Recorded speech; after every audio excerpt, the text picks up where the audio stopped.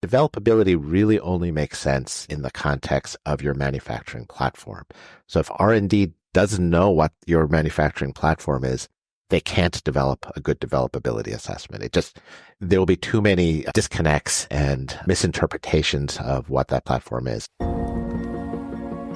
Hey, Smart Biotech Scientists, welcome back. We are in the middle of a conversation with Jean Lee, who is the Chief Technical Officer at AltruBio, a biotech company based in the Bay Area, focusing on novel, first-in-class biologics for autoimmune diseases. And we are asking the question how we can speed up CMC development, and why and how we should do developability assessment.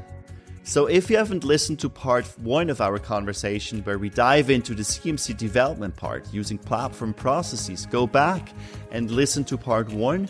And in part 2, we're going to break it down, how you can do a developability assessment and when you should do it and what are the specific questions you should answer. So stay tuned for an exciting conversation. Welcome to the Smart Biotech Scientist podcast. I'm your host, David Brohlman. Let's smarten up biotech. There's definitely exciting stuff coming. AI is big and it's just, very early still. So moving away from the trends and the innovation, let's go into a bit more practical discussion. And you mentioned developability assessment several times already, Jean. Can you explain for those of our listeners who are not familiar or less familiar with the developability assessment, what that is and why is it important to do that? It's a really great topic and one that I'm quite passionate about. I think, first of all, developability assessments are usually taking place in, let's say, an R&D organization before a molecule heads over to development.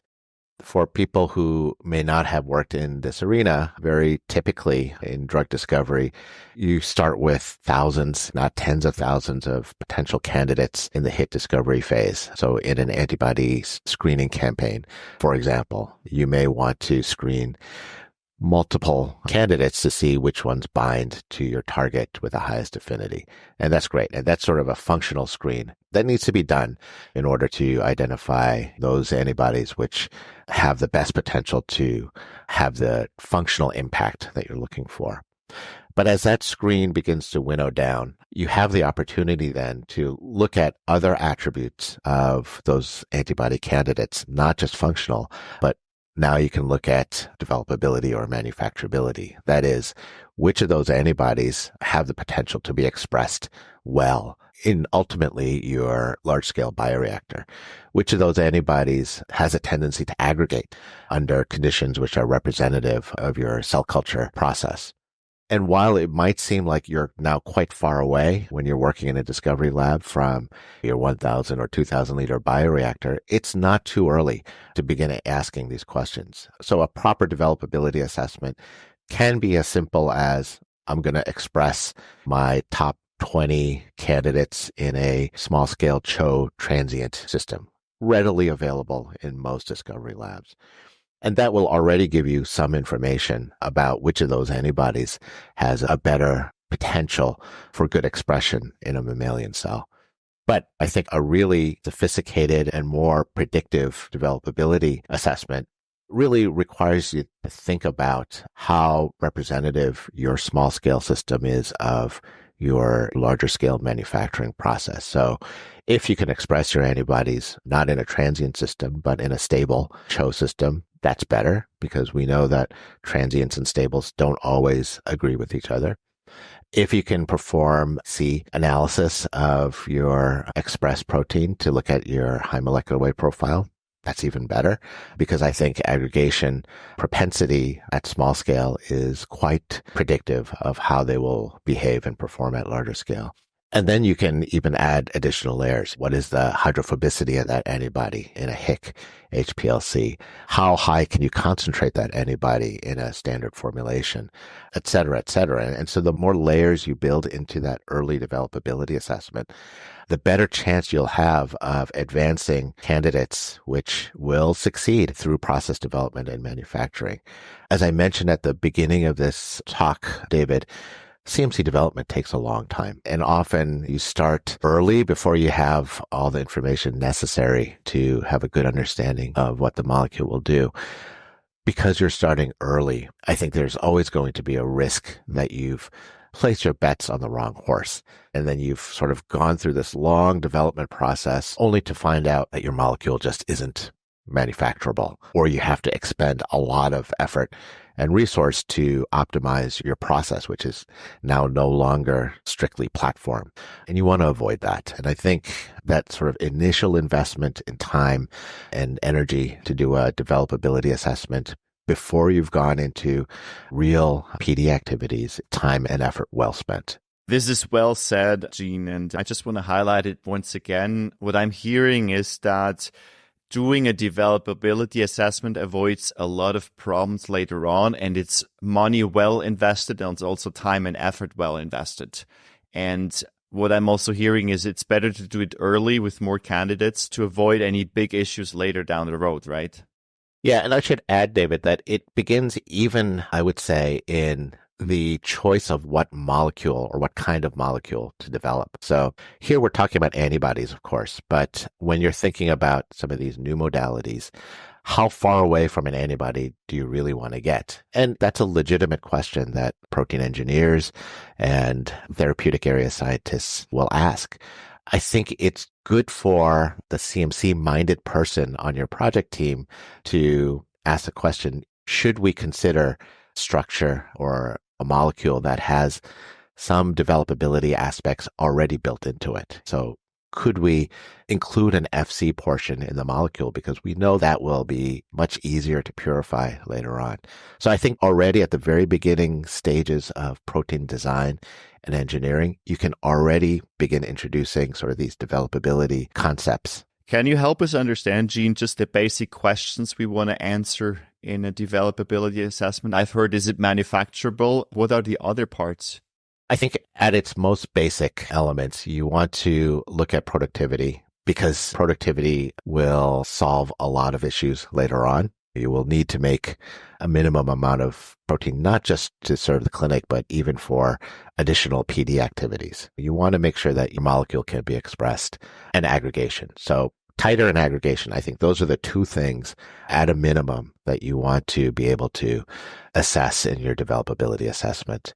We talked a little bit about AI, and AI is a data-driven tool. And so the more data you can build into your developability assessment, the more data that you can pull out of that assessment, the better decisions you'll be able to make around your candidate. So again, I've seen developability assessments that include, in addition to aggregation, hydrophobicity, a look at the PI of the antibody as well. That can have an influence on how manufacturable your molecule is, and behavior under sort of stress conditions as well. So all these factors are doable, I think, even in an early discovery lab. And the question is, how much do you want to invest in your developability assessment? Great. Now we have done our homework. We have a molecule that we know that it's developable. Now, you mentioned it, Gene. CMC development is a lengthy process. It takes many years. Let's focus on the project itself a bit. And you've worked both in big pharma and in small, now biotech. What are the key differences in developing a drug? What have you observed? I think in a large pharma company, I mentioned sort of the shots on goal strategy, getting multiple candidates into preclinical and then clinical development as a way to really de-risk your investment and have a chance of recouping that investment. And that strategy works in large pharma, particularly if you have a sort of healthy portfolio development underpinning that strategy. At a small biotech company, you're typically not working with a large portfolio of molecules. You're lucky if you have one or two molecules that really believe in and you want to bring all the way into commercialization. And so I think the decision making that is based on platform strategies is a little bit different between large pharma and small biotech. So I think the platform approach, as you mentioned, David, is really a low cost, low investment way to get into the clinic very fast and minimize your investment before clinical proof of concept, because you just want to get as many molecules into the clinic as possible. And that does have some advantages for small biotech as well. I don't necessarily, as the CMC lead, want to over invest in a process before clinical proof of concept either. But if I don't have anything else sort of coming up behind me in the portfolio, I then need to consider, well, does fast to proof of concept make sense, or does a more all-in strategy make sense? Because really the company's success could very much depend on the success of your one or two key assets in the clinic. So it's a different mindset then. Here, I think you could consider investing many more resources into CMC development before you have clinical proof of concept. So for someone working in a smaller company like yours, what would be the key parameters for success to succeed in CMC development and bring your molecule into clinics and finally, hopefully, into market? I think, again, taking a look at the big picture is important here, understanding what it is that the company is trying to do with the drug and what the drug is ultimately designed to do. As far as the CMC process goes, particularly for those molecules which don't fit the platform perfectly, I think it's important to identify those areas where the platform does work, identify those areas quickly, because you will need to spend more time on those areas which don't work. And you and I know, CMC development, it's a simple catchphrase, but really encompasses a lot of different things. Everything from cell line development, but even before that, it's sort of vector design and how you screen cell lines. It encompasses cell culture processes, media screening. It encompasses your downstream unit operations, scale up, tech transfer, manufacturing, formulation, et cetera, et cetera. So CMC development is a very short catchphrase that really means a lot of different things. And quite possibly, even for, let's say, difficult non-platform molecule, certain elements of that platform, of that CMC process, will work just fine. And you don't need to spend a lot of time on that. But other elements will be more problematic. And for the project to succeed, for your CMC development to succeed, you need to make sure that all of those elements are successful. So identify those key areas and spend time there. Absolutely. There's another challenge I've observed, and we all know that this, Gene, there is often a gap between R&D and then process development and scale up. It's because there are different mindsets, there are different skill sets as well. And I think especially in a smaller company, you don't necessarily have the manufacturing background. You have much more scientists in a smaller company. So how can we make this transition from R&D into early process development and already have this mindset of scale up early on? How can we make this seamless? My advice to small companies is hire a CMC expert. Because I have seen, you have probably as well, not all small biotech companies have CMC experience. And so they will invariably rely on consultants, or worse, they will rely on the expertise of the CDMO that they're working with. I think it's always a good idea to have CMC experts on your team as you're developing your drug. Okay, so now let's assume you've hired a CMC expert into your biotech company. I think communication is absolutely the key here. Whether you're working with an external CDMO or if you're fortunate enough to have an internal manufacturing organization, R&D and manufacturing, as you said, very often sit in very different areas. They have different cost centers. Sometimes they're in different time zones as well. And so the communication, particularly at that interface between R&D and, let's say, process development, becomes so important. And that communication needs to go both ways. We talked a lot about developability assessments, but developability really only makes sense in the context of your manufacturing platform. So if R&D doesn't know what your manufacturing platform is, they can't develop a good developability assessment.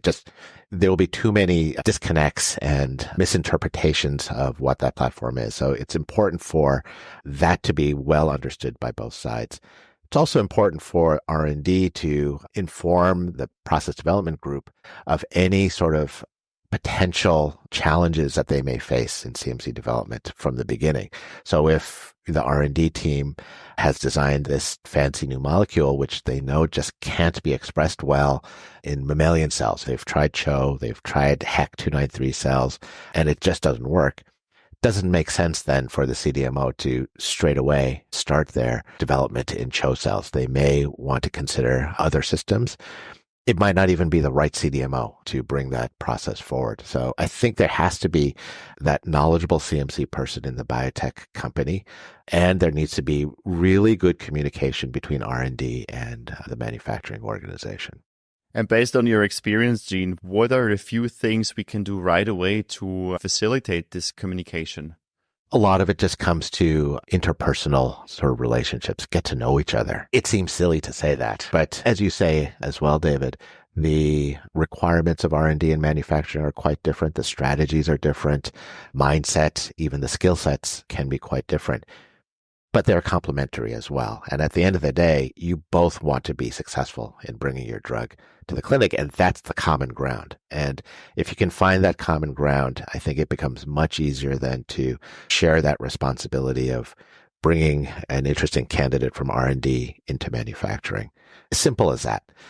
Now, there is a potential pitfall to that as well, or watch out. You can't be over-reliant on those personal relationships. It's a great starting point. But let's say I'm sitting in R&D and David, you're sitting in a manufacturing organization, and you and I sit down for a beer and we say, great, we get it. This is what we're going to do.